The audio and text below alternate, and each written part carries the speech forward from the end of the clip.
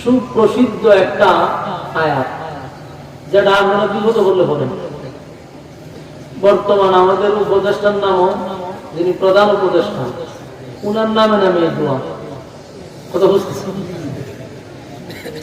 এই ডক্টর ইউনূস থাকাকালীন অবস্থা যারা অতীতে অন্য দল করছে, এরা যে বিপদে করে দোয়াটা করবো, এই দোয়াটাও বর্তমান সরকারের নাম কথা বুঝতেছেন।